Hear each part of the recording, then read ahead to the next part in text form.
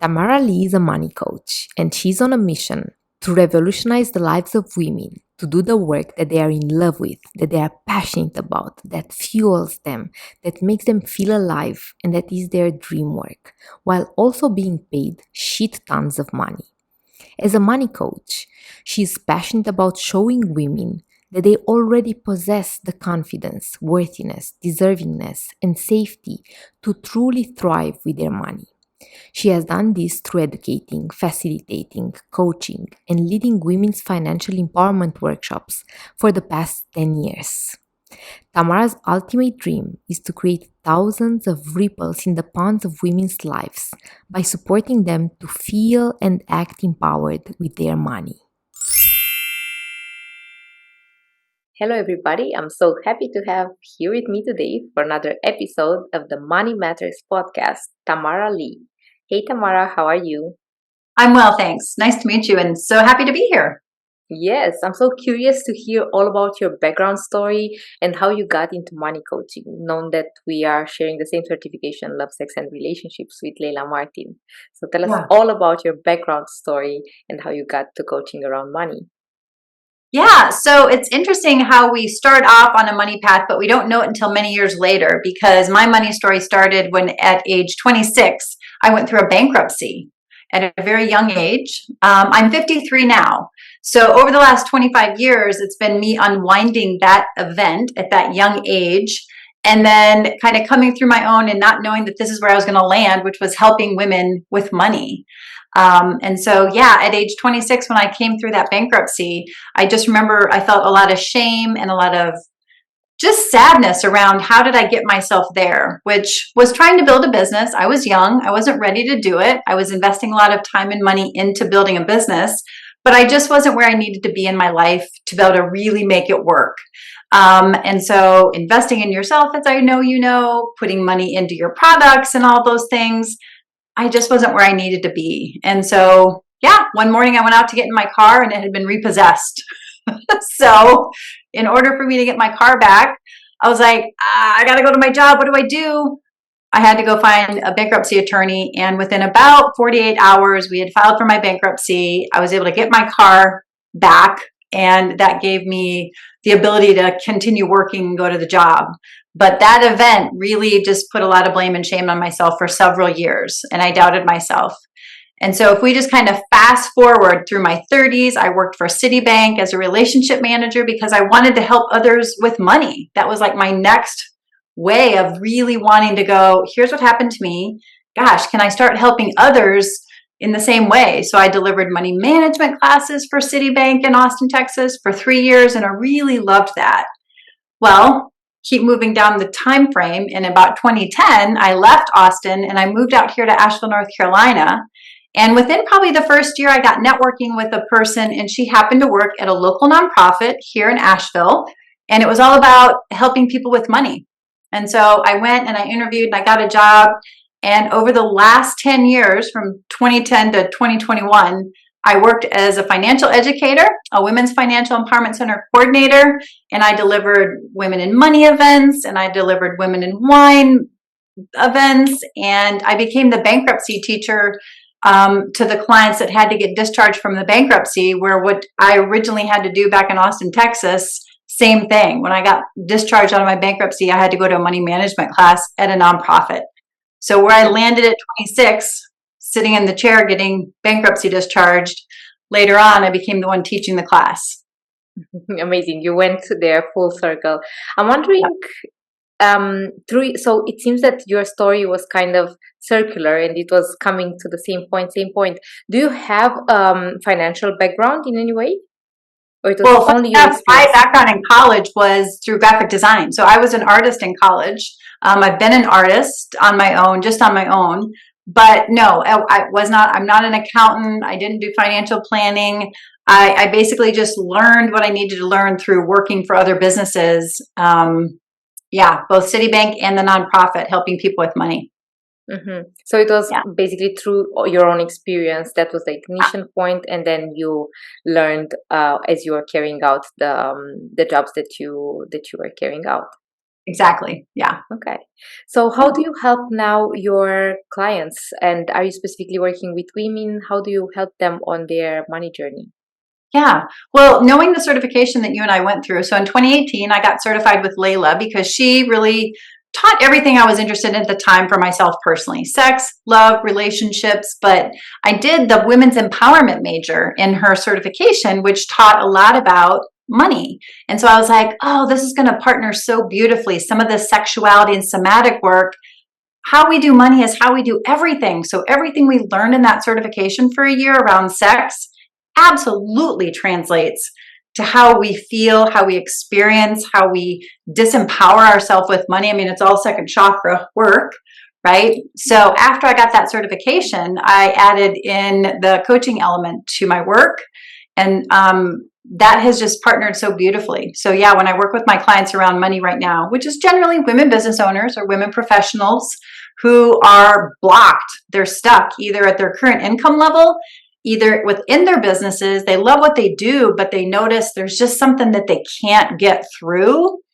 We work together over the course of 6 months weekly, and we use a lot of the somatic work as well as mindset work. And now I'm doing sacred money archetype work with my clients, so they have a language to put around how they actually are with money as far as a personality piece of within themselves. Can you tell me more about this? You were mentioning that you are getting certified in sacred money archetype. So what does that tangibly mean, and how does it Yeah. translate in the work that you're carrying out? Well, so I'm kind of a geek when it comes to personality tests. So way back when, I was tested with Myers-Briggs. So I know my Myers-Briggs. Then I got introduced to the Enneagram. So I know my Enneagram. I'm a 6. I'm a head type. And so I just love personality tests because they really they name how our machine runs honestly and authentically. And so working with sacred money archetypes, it's the same thing. It's a personality assessment around money. So there's 8 main money archetypes, right? And through taking a quick, 64 question quiz, you find out how do you relate to money within these archetypes. And once we understand your inherent strengths and gifts and also your weaknesses, we can use that new language now to really help support you and recognize there's nothing wrong with you. You're not bad because you do money a certain way. It's just how you're made. It's how you're wired. So once we can let go of some of the judgment around it, we can really then use somatic work to get in there and really authenticate their particular archetype that's working and show them what a beautiful strength it is that they have and not something to be shamed or blamed or scared of using. Amazing. So what I'm hearing you saying is that instead of focusing on the aspects that you wish were better in the way that you relate around money, it's just focusing and harnessing and nurturing the aspects that are already in alignment and Exactly. using those to create more abundance in your life. Yeah. Yeah. So you mentioned also the blockages that your clients are finding in their money journey. Are there some specific blockages that kind of reoccur? Yeah. Well, one of the questions I love asking clients is, what's your first money memory? Because that question right there will really help give me an understanding of kind of what their foundation is. Doesn't mean it's all of them, but a lot of times they'll come out of the gate with I listened to my parents argue about money, right? Or they'll come out of the gate with, I never got what I want when I asked for it from my parents. And my mom spent a lot of money, but my dad was really tight with money. So it helps me to really start to see what their story is. And then when they share how they currently are, it just gives a really nice spectrum of understanding why they are what they are. So I would say some of the popular ones that I see is about worth, right? So when it comes to women in businesses, charging what they feel they truly are worth. And then not understanding, well, they tell me to increase my prices, but why? I don't know if I can increase my prices. And I'm like, that's okay. We can look at that a little bit. And if I can know their archetype, plus looking at how they're valuing themselves, then we have everything we need to go in there somatically and start to heal some of those pieces really lovingly, right? So I would say kind of that value worth piece. I would say for a lot of them, it's also boundaries. Just boundaries around how they engage with money. whether they're overspending or underspending, or if they're wanting to stay safe, that'll tell me that maybe they have a little bit of an inner banker archetype in them, right? They like to hoard money. Or if they're a little bit more flamboyant with money and they like the jewels and the baubles, it might be a celebrity archetype within themselves that they're like, but I just want to look good. And I'm like, that's fabulous. You want to look good, but look what your bank account's doing. We're doing a little overspending here. That's okay. We just want to understand why that's happening, right? So yeah, I would say setting boundaries around spending, understanding why you're overspending or underspending, or why you're not even looking at your money, which that's a whole nother one of like, la, la, la, la, la. I can make money. I can do what I want in my business, but don't tell me to look at it. Like, I don't want to take responsibility for it. Yeah, I hear you. As you asked that question, what is your first memory? I was thinking, I have no memory because maybe money was invisible. It wasn't really something that was discussed or brought to light. I imagine that is the story. So I heard you mentioning these two archetypes, which is the hoarder and the celebrity, and you mentioned that there are 8 in total. So there's 8 in total. Yeah. Yeah. What are the other ones? Yeah. So there's a ruler, right? That's your inner empire builder. You have a maverick. That's your risk taker. They just naturally like to take a little bit of risk. And so really what they're looking for is a little bit of safety, but they're the risk takers. You have an accumulator, and they truly are your inner banker. Like, they're the ones that know how to like save the money and put it in categories, but sometimes they might over focus with it a little bit. You have your inner alchemist. And a lot of times the alchemists have a little bit of a love-hate relationship with money. And a lot of times you'll also find that those are the ones who are sort of wanting to help people. Maybe they're a tarot card reader, right? Or maybe they're doing something like within spirituality or the arts, but they're not asking for a lot of money in return.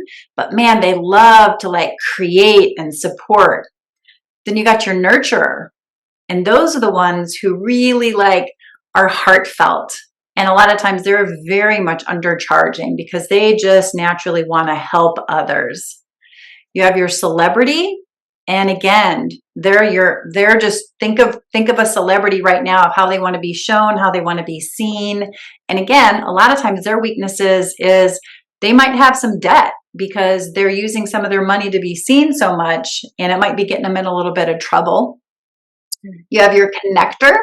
And a lot of times those connectors, they're so good at creating relationships with others, right? They really love it. But they also think, hey, if I can create relationships to keep myself safe, maybe I don't have to worry about money so much. And I can let others take care of me. So I don't really have to pay attention so much to money because I'll use my connections and relationships to kind of keep me safe.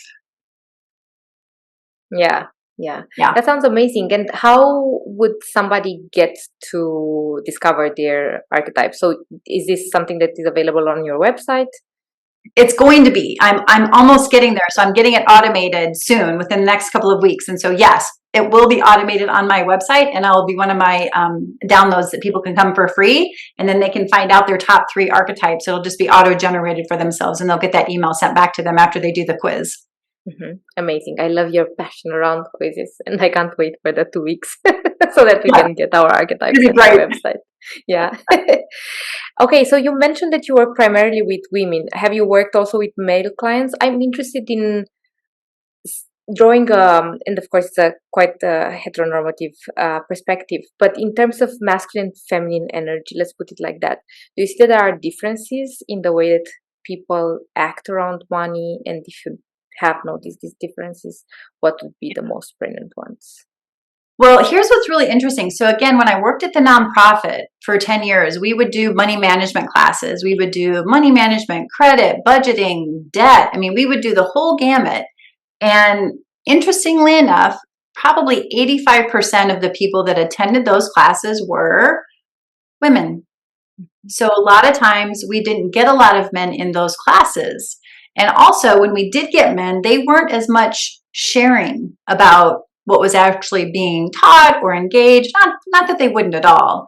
But what that does is that gives me a little bit of a glimmer into women very much want to go out and find information. They want to be around others. And maybe it's coming from a place of not so much trusting themselves, And again, I'm not going to speak for the entire male population, but if I don't have a lot of people coming to my money class, it makes me wonder of the male persuasion, why aren't you coming? And so is it because we swim in waters where, theoretically speaking, men are just supposed to kind of know how to do things, right? And sort of take charge. And women are the nurturers and the supporters, typically speaking, right?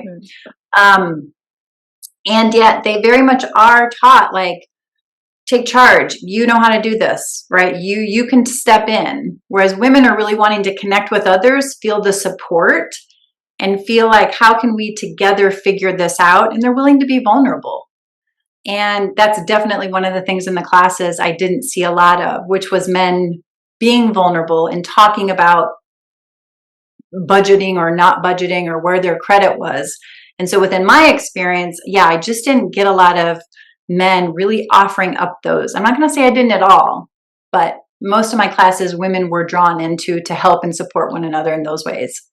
Yeah, so it could be the tendency for community. It's also the patriarchal aspect where I imagine that it's a special type of man who would come to a woman-led, a course about money led by a woman, and then all the stereotypes around money that we all have. But thank you for sharing that. I'm really curious when people are working with the money energy around the diversity, but also the discrepancy between the feminine energy and the masculine energy. Yeah. If we were talking about a different type of class, like an investment course or something else, I would say there could possibly be a tendency for definitely more men to come in there. But in my particular classes, that wasn't so much the case. Yeah. And it's also interesting because there is this aspect of somatic and there is this aspect of coaching to your business, and you do not see a lot of men being drawn to that. And that probably just makes sense because men probably want a little bit more tangible how to invest or how to create more wealth, which makes me think of Alex Hormozy. Do you know Alex Hormozy? Have you heard about him? We must have just been mind melding right now, because literally as soon as you were talking, I was thinking about my big book, my Bible of Alex. I have it on tape. I love it, by the way. I absolutely love it. Yeah, there is, honestly, I'm looking at him and I'm like, he's like a messiah, like he emerged out of nowhere. Yes. And something that he mentioned, and of course I'm gonna rephrase this in my own words, was maybe I am not worthy of having that money. Maybe I do not deserve that money. Maybe I do not deserve that woman. But I'm going to put in the effort. I'm going to do the actions that I know will bring me the money and will bring me the woman, or will get me what I want, right? So it's very interesting because for me as a woman, for my nervous system, it's like, no. I know that my lack of worthiness is going to cripple me in this process, and I do need for sure the aspect that is going to help me heal those aspects that are not in alignment to me creating more money. But see, this is where I saw the masculine energy being oblivious or just overwriting the emotional psychological aspect and going into, I know 1 2 3, I do 1 2 3, and I do not care about anything else because 1 2 3 is probably going to pay off. Well, and again, that's why I really like the money archetypes, because even though I haven't talked with a lot of men who have taken it, it does definitely attract more women. I mean, men are men, and so they have their own feeling as well. So if you have a male who maybe does the archetype and his leader is a connector, alchemist, nurturer, right? Or for anybody, but if that's who they are, they're definitely not throwing off the vibe of the ruler, want to build an empire, right? Or like the maverick, I'm going to take a lot of risk. So if we meet a male who has those aspects to them, I can probably see like what their tendencies are. Whereas another male, again, has some just different ways of how they're responding to money. I would say, okay, well, they might do money very differently than somebody else. So I think the archetypes really gives a languaging and just really lets you see you for who you are. Not that there isn't a masculine feminine to it, but again, this is how your particular money machine runs. And if we can honor your particular machine and really speak to the strengths that you naturally bring, because there's no better or worse archetype, right? All of them are available to make wealth and make abundance and create security and financial freedom. It's you knowing how your machine runs, though. and really like stepping up to nurture those aspects to help create and build the life that you really desire for yourself. Yeah, I like that, because as you were talking about the archetypes, inherently I was like, the ruler must be the pater familias, that is the umbrella concept of them all, and wouldn't it be great if I had that archetype? Right. But of course it's just my my unhealed inner child that yeah, yeah. Yeah. So why does money matter from your perspective? Yeah. Well, I mean, I grew up in Iowa. I grew up in very small town, Midwest, right in the middle of the country here in the United States, Iowa. And so I just came from a very simple family. I don't even know if we were considered middle class, quite honestly. I wouldn't put us in the poorhouse, but I would definitely put us lower wealth for sure. And so that story, even though I had everything I needed, house, shelter, food, two parents, I had everything I needed. There was never the ability to kind of like see beyond. And so one of the things that I did when I graduated high school and went into college was I decided to go live abroad for a summer. And that really changed my perspective, just having that whole engagement and understanding the world differently and seeing the world differently. And that really was my impetus to say, like, I want to do money differently than what I grew up seeing. I want to see other places. I want to see, and I'm a maverick in the archetype. So that's my number one position. I'm a risk taker, hence the bankruptcy. And so that part for me was just really important. And so the more I did work within myself through my bankruptcy, and then I helped others, I really just found that, like, gosh, yeah, how we do money is really how we do everything. And somewhat same for sex. I mean, that sexuality component, they just go hand in hand. And as a single woman in my 50s and mostly been single, what I know for sure is if you know your money and you can really take charge of that and live your best life and feel good about it, and you partner that with your sexuality, right? Like, you really can step into who you are as a sexual being, own your own unique sexuality parts and components.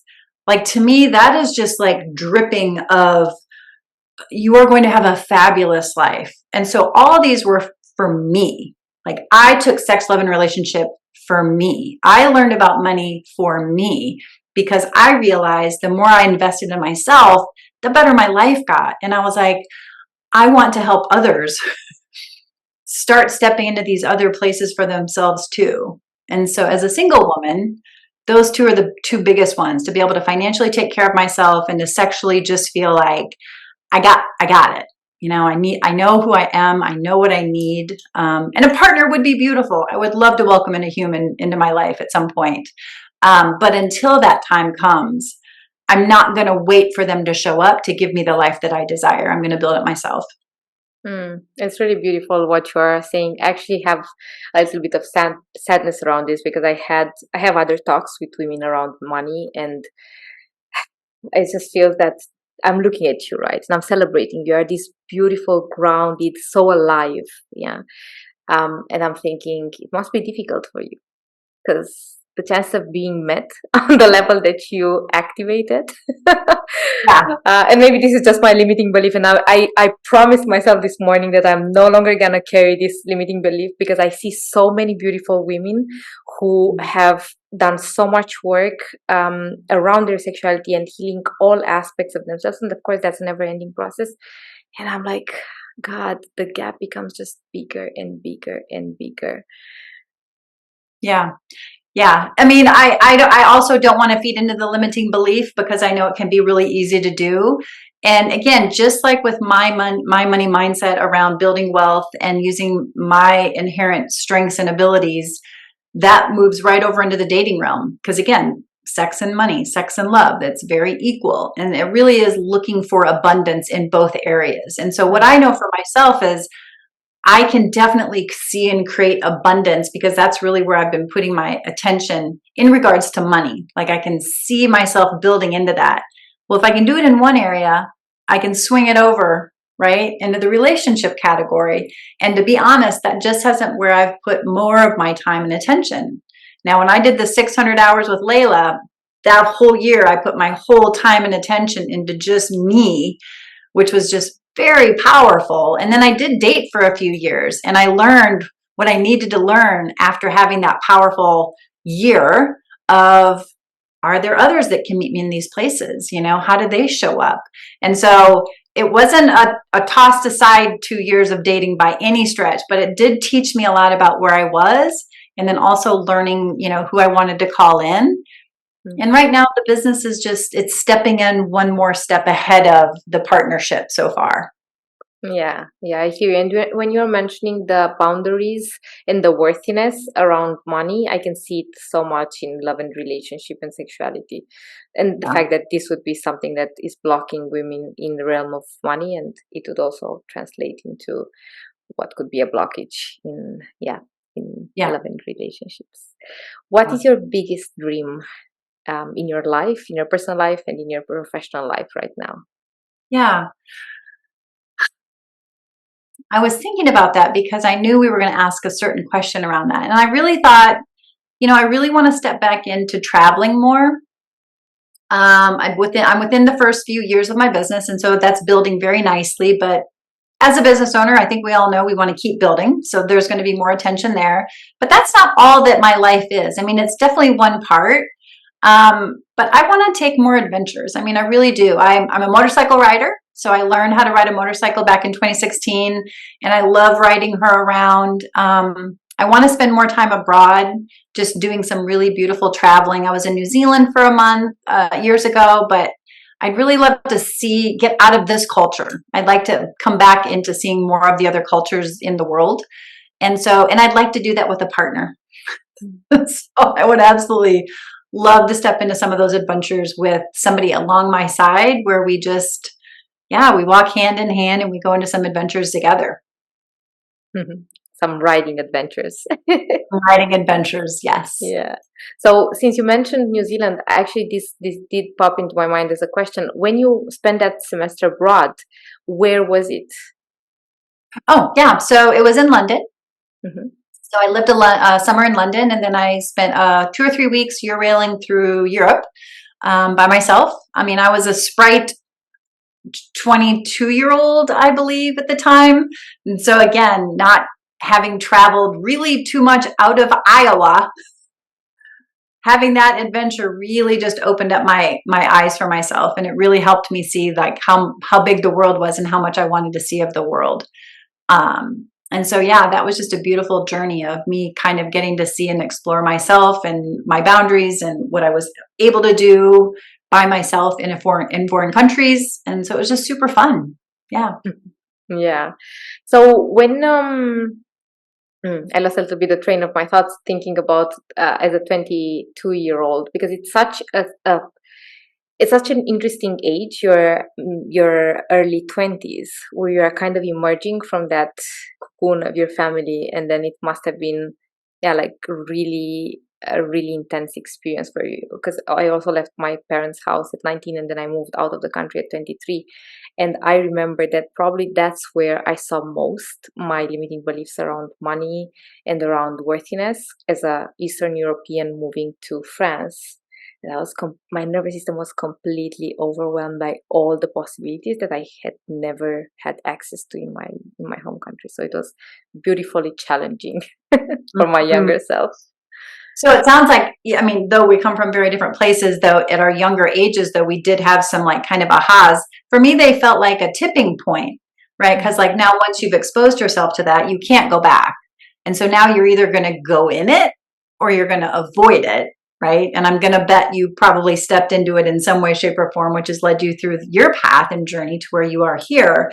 And same for me. And also really just getting to see like how other countries live and use money. And, one of my clients from a couple years ago, was from Poland, and she shared within the 3 months that we worked together, just how different her money story is because of living specifically in Poland, from the war, and how that affected her parents' money story, then how it affected her money story.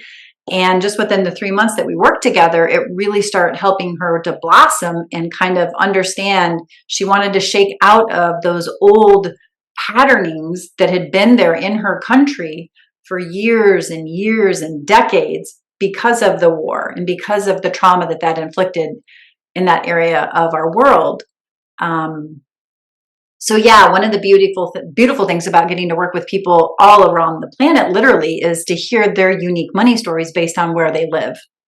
Yeah, yeah. And it's beautiful because also in the certification that we did, I could also trace the same ancestral red thread around sexuality with my Christian upbringing, and I imagine that you also were able to do a similar kind of retrieval.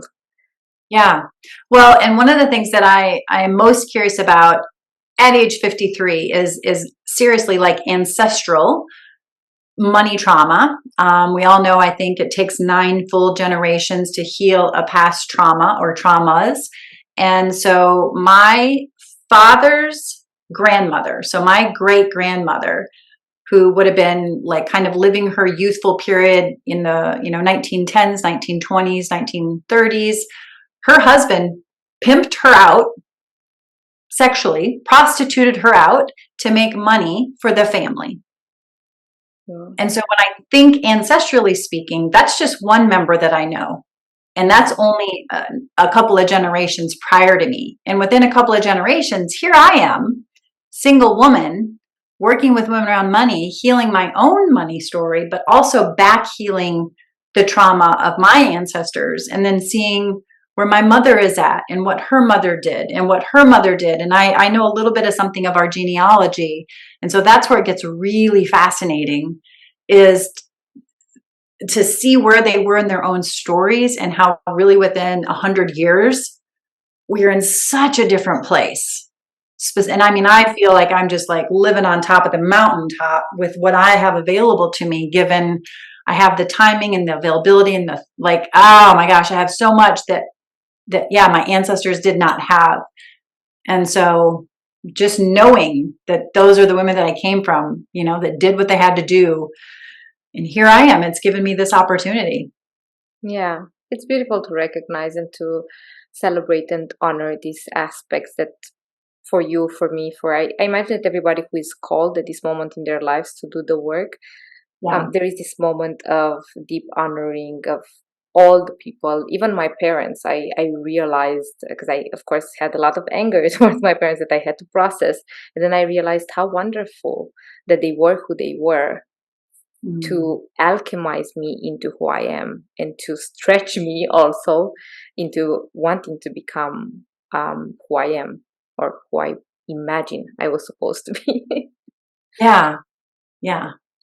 We're really lucky. I mean, just that we have been able to do the work we've done specifically with Layla, and then what that's led us to outside of that particular certification. But yeah, we're very fortunate. And it keeps on going. So yeah, peeling off the layers.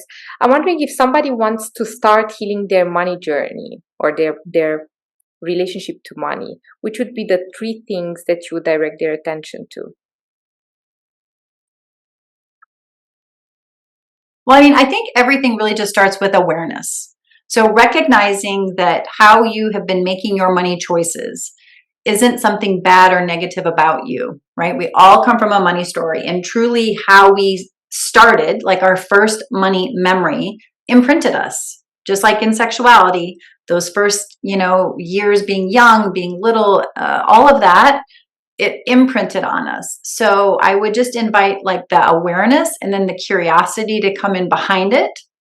And then again, if you're wanting to like really have a better understanding or put a language around why you do what you do with money, that's why I think the archetypes, the sacred money archetypes, are so powerful, because it really does help you to understand, like, look at all these amazing gifts you have. And with gifts, we also have inherent challenges. And that's all it is. It's not you personally, even if sometimes it can feel like it. So having the awareness, having the compassion, doing the archetype assessment, and just getting a sense of kind of like really where do you land. And oh, by the way, if you don't agree with your archetypes, it's not probably because you answered the questions wrong. It's probably because there's a little bit of a shadow in there that you're not quite even aware of, which is okay. because that's something that can be kind of like looked at and found out if we were to going to work together. Yeah, and just being willing to go on the journey itself. I mean, I would just say, like, really knowing that, like any other journey, money is not this big, scary taboo. And the more we actually talk about it, the more we normalize having conversations about it, it is just something that we all in this world have to deal with. And if you think about how many micro decisions in the money world we make on any given day, it's more than any of us can probably count. Come the minute we get up, there's something we have to think in a money sense. I got to buy groceries, or I got to go out, or friends ask me out for dinner, or my cat needs a new toy, or like every thought through our head has some type of a financial decision we have to make. And so just recognizing, like, it's just flowing through us all of the time. And then instead of letting it run us, we just have to pay attention and go, hold on, how do I want to show up for this? What are the safe boundaries I can put for myself so that money isn't running me? I'm running with money. We're running together, because it is an energy, and there is a unique piece in you that knows its relationship to money, and it's probably not what your brain is thinking it is. It's probably actually very different if you just learn to let it breathe a little bit. I love that invitation, and it really stuck with me what you mentioned about the archetypes, because in my personal journey it was similar, and I see those with clients. The more you resist something, the more it's probably yours. It really belongs. It really has some spot that it made home within you. I'm wondering about your other. So it's like a trilogy of archetypes where you have a primary one and some secondary ones, 3 in total, or it can be percentages of each archetype. When we do the work, we pick 3. So kind of like if you think of me standing here and I have 3 little beings behind me, right? So I have my maverick, who shows up more and more in my money and in other areas of my life, right? She's my risk taker, the one that we're like going to try everything. We might fail big, but man, she's going to go out with risk. And then I have my banker, my accumulator, who is like, she's over here taking risks, but we are going to do everything we possibly can to figure out how to keep her safe within her own money boundaries. So that's like my safety piece. Like, she needs to go take risk. We got it safe. And then my ruler is like, and we want to do something with all this. We want to build something and create something so that we can go out and like help others. Right. And so if you just think about, like, we have 3 kind of inner beings. How do they work together? What's the story that they want to tell? And how beautiful it is, right? To realize that you have these 3 important players behind you that are all kind of like whispering in your ear at any given time. And they're just trying to tell you, here's who you are. It's okay for you to be like this. Just be careful. There's some challenges we got to think about, right? But you have these beings behind you that are just kind of whispering to you. And it's our job to listen to their whispers, and also to kind of heed the caution and learn how to lean into some of those uncomfortable parts. Yeah. Any parting tips or anything related to money that it's now channeling through you that you would like to share with us? Oh man, anything that's channeling through me. Well, I deliver a visualization. It's a 10-minute practice.